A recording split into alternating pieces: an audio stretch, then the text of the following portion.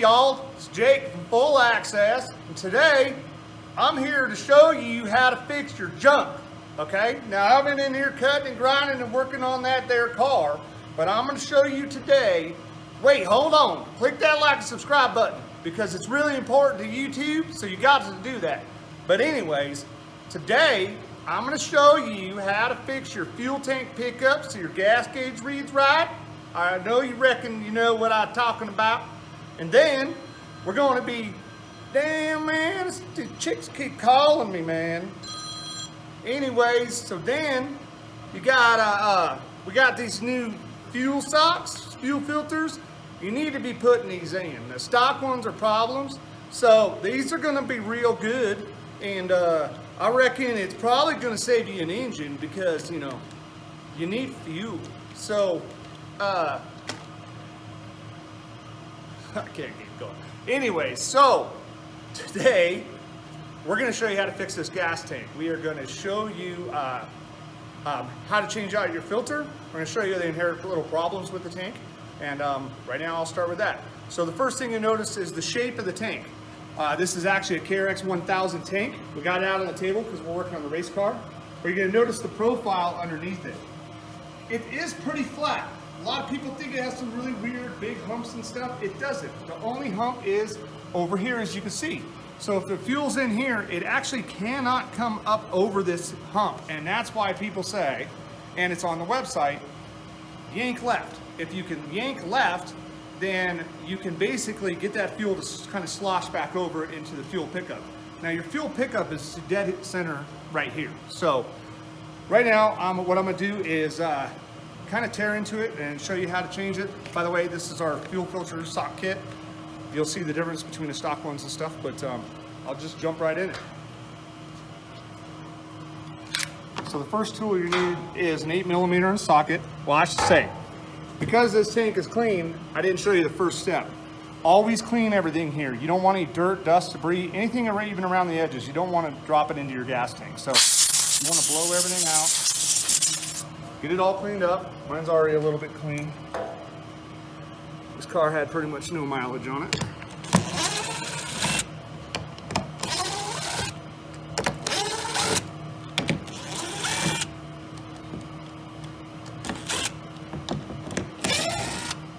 Okay.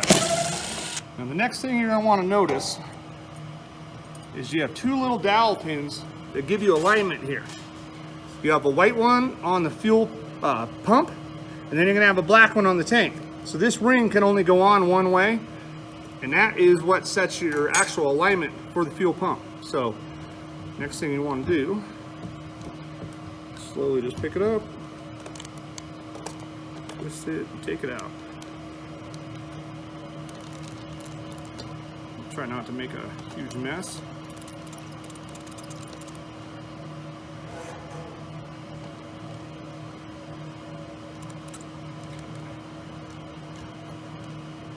Get any more out of there. Okay.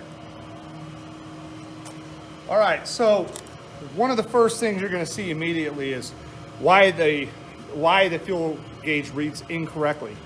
This float needs to be down at the bottom. It needs to be down here where the bottom of the fuel tank is. And right now it's up above. So in that gap from left to right, there's a lot of extra fuel in there. So I'm going to show you that in a second. But basically, to change out your fuel filter, I'm going to take out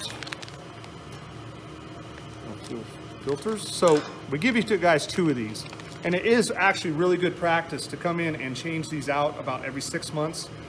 The factory ones, they're not working that great. I mean, they're over filtering. So a lot of people are having clogged up filters, causing the fuel pump not to build the pressure it needs, causing the injectors not to get the fuel, and basically at the end of the day, the motor's running lean and then ends up popping. So take some needle nose, pinch on that, and then you just gotta kind of twist and fight it out of there.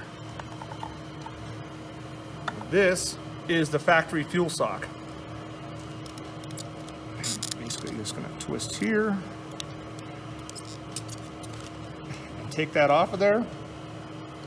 Take your new one, snap it and lock it back in there, and you'll notice it locks in. It's going the same direction. And we do reuse these stock pickups. Basically, this is like a little baffle. So fuel kind of gets trapped in this baffle and keeps your fuel pump primed up. Okay, so now you're coming and looking at your fuel pickup. Everything's in, and you want to try to bend this arm. But while you're bending it, you don't want to put any pressure up here. So what I'm going to do is I'm going to try to grab this right here, and I'm going to put my pressure against the top plate so I can take this and now try to bend it off to the side.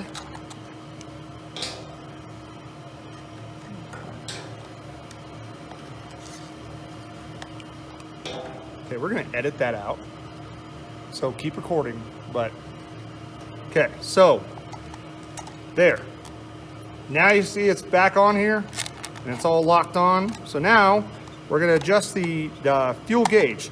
So what you want to do is you don't want to put any pressure in here.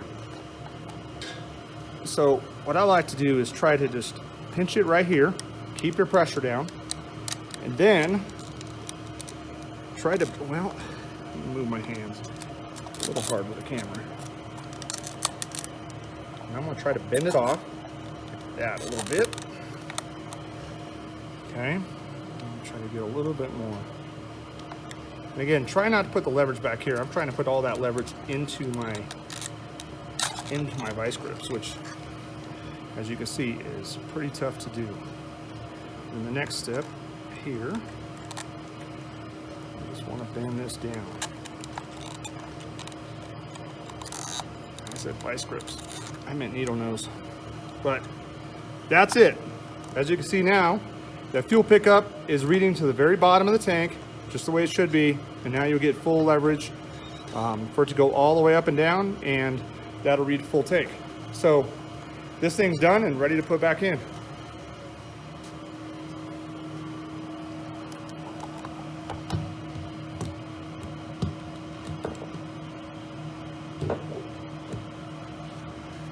Okay, take your alignment ring, put it on.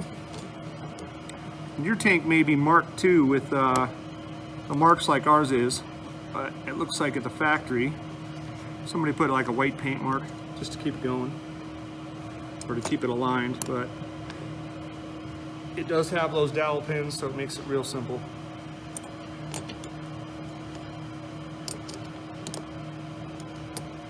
Okay, now on our website we have in the information section, there's all the torque specs you could ever need for a KRX. They're all listed, and you can go in there and read it and look it up if you don't have a service manual. But I don't remember what the exact torque is on these, so I'm actually not going to bore you with a video on that and show you how to do that. But pretty much that's it, guys.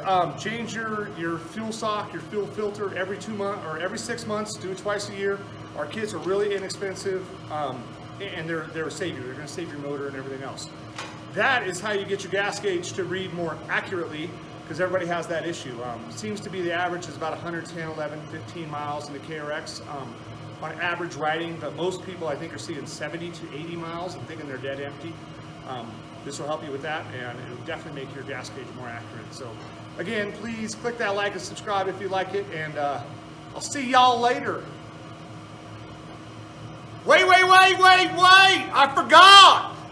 Oh my goodness, I almost forgot. Since it ain't in the car, you guys don't know how to take off the electrical plug or this here fuel line. So, this is an electrical plug. You click one thing, you pull it off. This has a little plastic clip that slides up and down. You just gotta pick the ends a little bit, it pops up, and then it's good to go. Thanks for watching.